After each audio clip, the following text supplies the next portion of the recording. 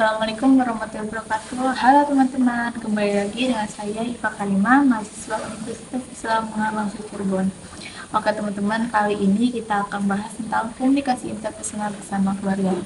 Nah, untuk mengenal lebih lanjut apa itu komunikasi interpersonal bersama keluarga, maka saya akan mendatangi seorang narasumber, yaitu beliau adalah seorang ibu dari 3 anak.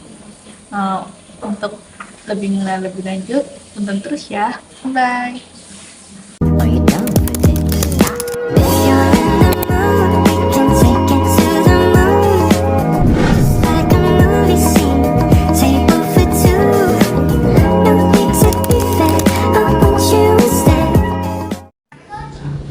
Oke baik teman-teman, sekarang kita sudah berada di rumah narasumber kita, yaitu bersama Bunda Wah. Mungkin sebelum masuk ke topik, kita perkenalan. Kenalan. Oke, nama saya Fatul Mahabbah ya, biasa dipanggil Ulfa atau Bunda Ulfa karena anak-anaknya manggil Bunda ya. Saya memiliki 3 anak. Berasal dari Kecamatan Dukung Puntang, Kabupaten Cirebon. Untuk topik kali ini kan mengenai komunikasi interpersonal. Nah, komunikasi ini itu terjadi 2 orang atau lebih yang orangnya itu hadir dalam komunikasi. Nah, sekarang itu kita akan membahas komunikasi interpersonal dalam komunikasi. Mungkin untuk sekarang boleh ceritakan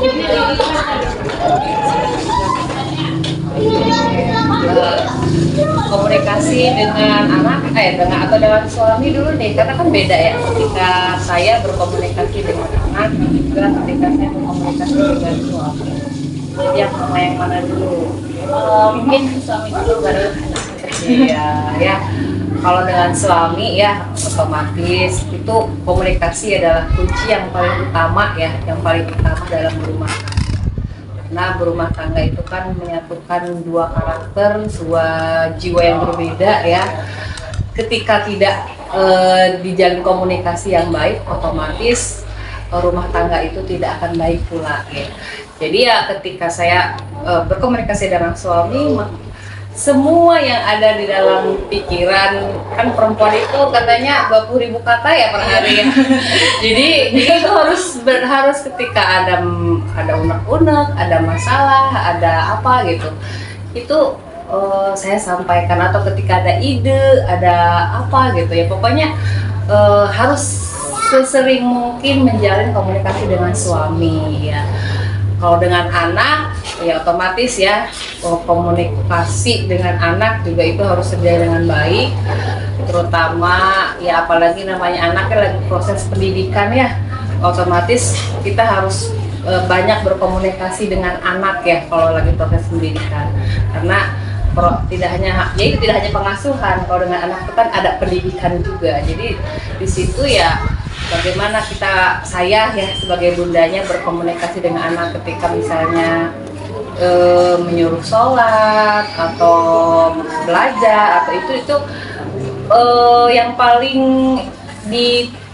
diusahakan banget memang, tapi belum bisa memang ya, itu tidak mengandung bentakan atau marah gitu ya.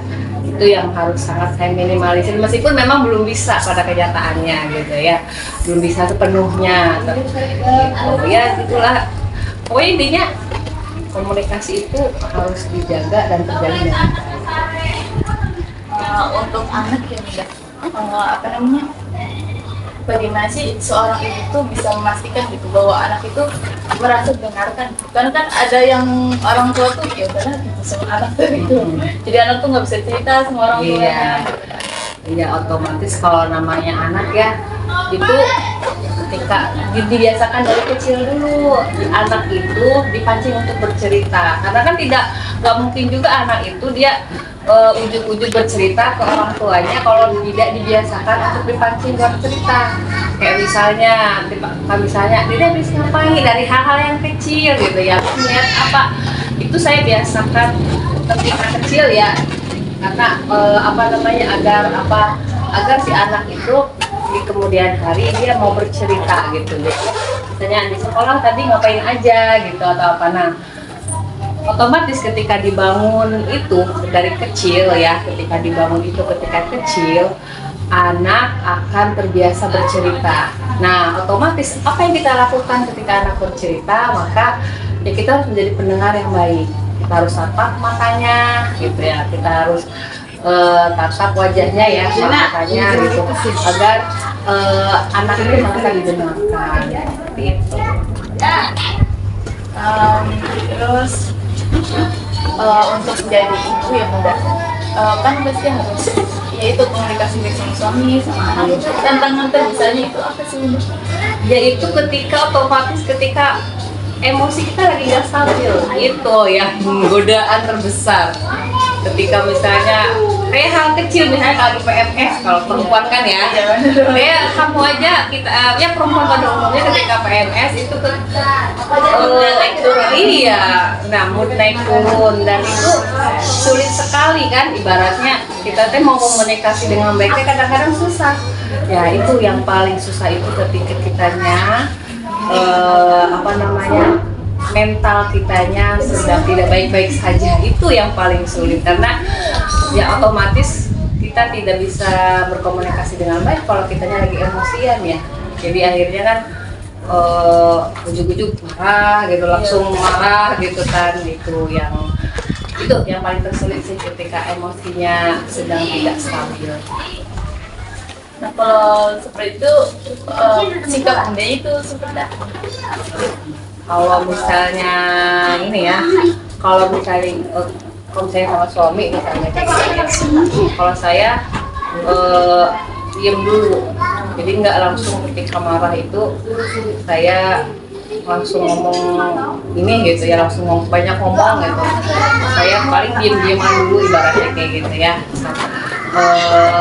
Ketika memang sudah pas waktunya, sudah ada waktu untuk ngobrol berdua dengan suami gitu ya, biasanya di malam hari ya kalau anak-anak mau tidur ada kesempatan kita ngobrol berdua, itu akhirnya saya luapkan. Pokoknya harus bagaimana saya mencari waktu dan posisi yang memang pas untuk saya meluapkan kemarahan saya gitu kan. Kalau misalnya lagi ya marah-marahnya diluapkan, itu kan bahaya ya. Ya Pak, jadi paling diem, terus nanti kalau udah ya itu udah ketemu waktu yang pas, saya ungkapkan semuanya. Dan saya harus merangkai kata dulu, saya mau nyampein ini, mau nyampein kayak gitu kalau saya. Jadi biar terstruktur gitu. Oh, apa saja nih mau saya sampaikan, kesalahan apa saja yang mau saya sampaikan, kayak gitu.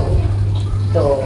Berarti sama ya Bunda, kalau misalkan ada konflik itu caranya supaya menjaga komunikasi yang baik itu penting seperti itu. Iya, jadi ketika namanya rumah tangga ya pasti ya tidak ada yang mulus ya kehidupan kita itu kan ya. Kita mau berhubungan dengan siapapun, dengan orang tua, dengan teman, dengan suami sekalipun ya, itu pasti namanya ada perbedaan pendapat, ada konflik kayak gitu ya. Itu ketika ada seperti itu, saya harus pintar-pintar mencari waktu untuk meluapkan semua yang saya rasakan gitu. Jadi biar akhirnya enak gitu kan, keluar semua. Jadi benar-benar ketika sudah disampaikan ya sudah plong gitu. Jadi perempuan sebenarnya sih karena hanya butuh mengeluarkan itu ya, unek-unek itu ketika sudah dikeluarkan, sudah disampaikan, udah sebenarnya plong gitu, meskipun masalah ini masih ada gitu ya, tapi ya ketika sudah disampaikan sama suami, ya udah plong gitu kan, jadi udah tenang gitu kan. Berarti harus terbiasa ya Bunda, kayak ngobrol. Iya, itu harus ada, kalau istilah zaman sekarang kayak pillow talk ya, kayak gitu ya, itu wajib banget ada, harus ada, apalagi kalau misalnya kayak yang udah beranak banyak ya, kayak saya udah punya anak 3 gitu, karena kadang-kadang sulit untuk berkomunikasi. Ya itu Mbak, cari waktunya itu adalah ya malam gitu, anak-anak udah tidur. Kita kan kalau saya sama suami itu ya nggak hanya ngobrol masalah ya, maksudnya ngobrol tentang maksudnya ketika kita punya impian apa nih bersamaan, ya itu kita bicarakan. Makanya gue selalu dikomunikasikan apapun gitu ya, kita mau ngapain nih gitu kan, punya target apa gitu. Malah dulu waktu awal nikah gitu ya, saya sama suami itu selalu bikin target setiap tahun. Jadi tahun depan kita punya target apa, ditulis.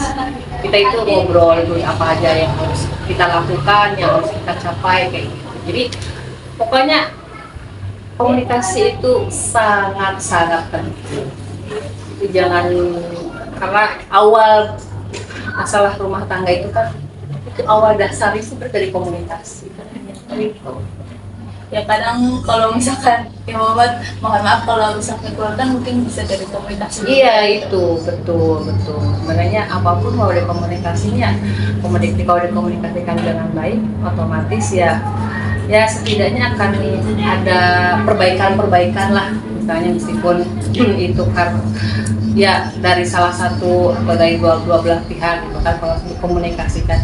Kalau tidak ada komunikasi kan kita nggak tahu apa nih salah kita menurut istri, apa nih salah saya menurut suami gitu kan. Gitu. Jadi ya harus komunikasi dengan baik, ya sangat penting, sering dikomunikasikan. Berarti nggak baik juga ya Bunda, kayak udahlah kita lebih baik mendem gitu. Nah itu nggak baik, dan itu kalau bagi saya malah bikin penyakit ya. Dan itu memang secara keilmuan ya memang tidak baik juga ya untuk dipendam. Makanya banyak yang tiba-tiba para perempuan itu depresi atau misalnya dia sampai melakukan hal-hal yang tidak diinginkan gitu. Karena dia tidak bisa berkomunikasi dengan baik, dia memendam semua permasalahan, dia tidak punya tempat untuk membuang sampah di dalam dirinya gitu kan. Akhirnya ya depresi, larinya ke situ, atau ya hal-hal lain yang tidak diinginkan itu banyak, karena memang awalnya tidak mampu berkomunikasi, tidak mampu mengeluarkan apa yang dia rasakan. Ya kayak teteh aja mungkin kalau lagi nggak punya masalah tuh pengennya kalau kayaknya kalau dipendam diri tuh nggak enak gitu ya.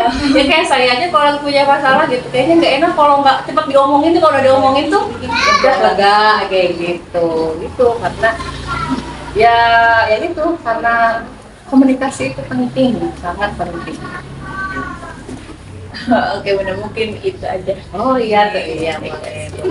Berarti teman-teman, untuk menjaga komunikasi yang baik dengan keluarga itu, jadi kita tuh harus dibiasakan untuk berkomunikasi, entah itu sama suami, sama anak-anak juga, ataupun orang lainnya gitu, karena komunikasi itu sangat penting. Ya, seperti itu. Iya. Baik Bunda, terima kasih. Mohon maaf sama-sama. Iya.